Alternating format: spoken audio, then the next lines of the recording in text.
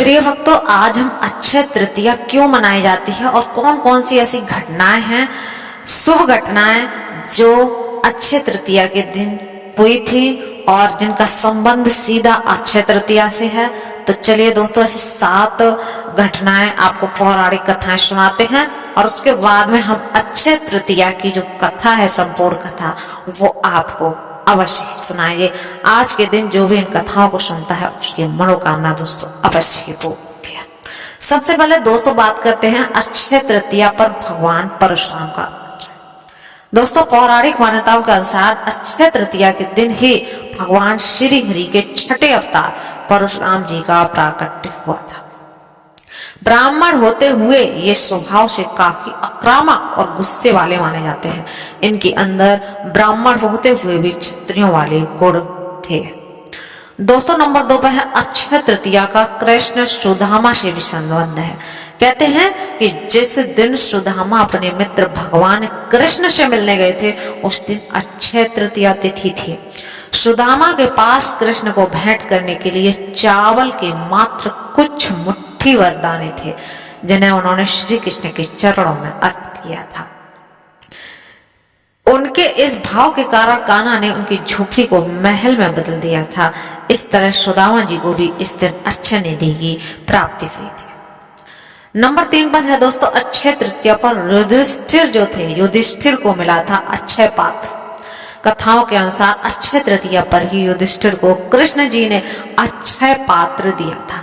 इस पात्र की यह विशेषता थी कि इसका भोजन कभी भी समाप्त नहीं होता था। इस पात्र की सहायता से युधिष्ठिर अपने राज्य के भूखे और गरीब लोगों को भोजन उपलब्ध कराते थे। भविष्य पुराण में अक्षय पात्र का संबंध मनुष्य के दान धर्म से बताया गया है।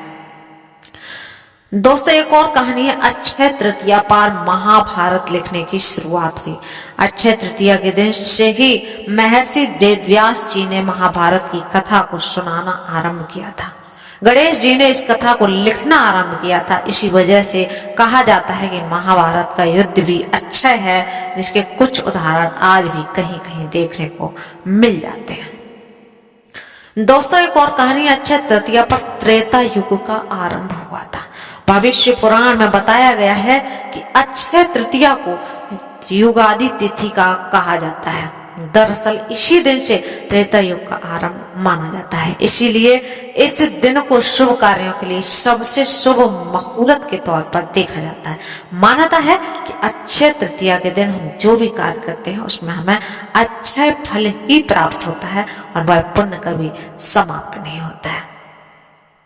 दोस्तों, अगली जो कहानी है अक्षय तृतीया पर कृष्ण ने की थी द्रौपदी की रक्षा।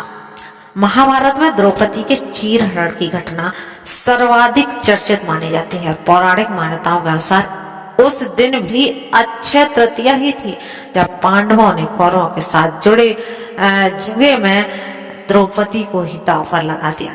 दुशासन ने द्रौपदी का चीरहरण किया था और अक्षय तृतीया के दिन ही द्रौपदी की लाज बचाने के लिए श्री कृष्ण ने द्रौपदी को अक्षय चीर प्रदान किया था। दोस्तों, एक और कहानी है अक्षय तृतीया पर गंगा का अवतरण।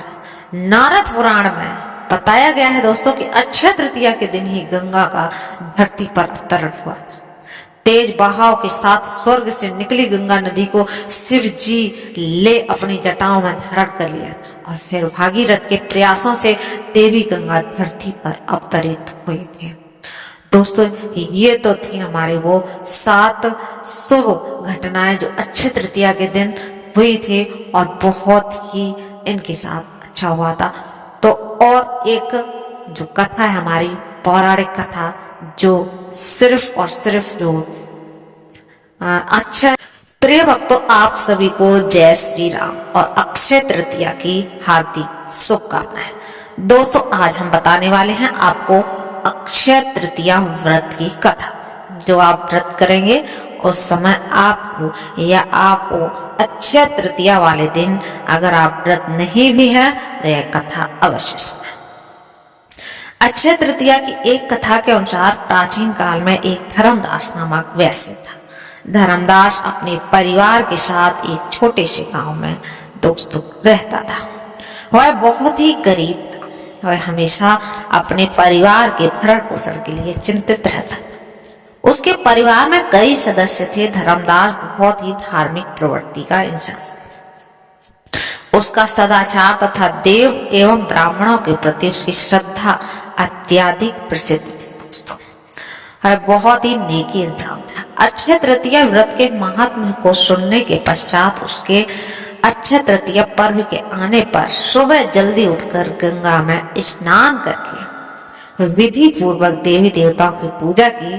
व्रत के दिन सामर्थ्य अनुसार जल से भरे घड़े, पंखे, जौ, सत्तू, चावल, नमक, गेहूं, गुड़, घी, दही, सोना और वस्त्र आदि वस्तुओं भगवान के चरणों में रखकर ब्राह्मणों को दोस्तों अर्पित करते हैं। यह सब दान देखकर धर्मदास के परिवार वाले तथा उसकी पत्नी उसे रोकने की कोशिश की। उन्होंने कहा कि अगर धर्मदास इतना सब कुछ दान में दे देगा तो उसके परिवार का पालन पोषण कैसे होगा। इसलिए धर्मदास अपने दान और पुण्य में विचलित नहीं हुआ और उसने ब्राह्मणों को कई प्रकार का दान दिया।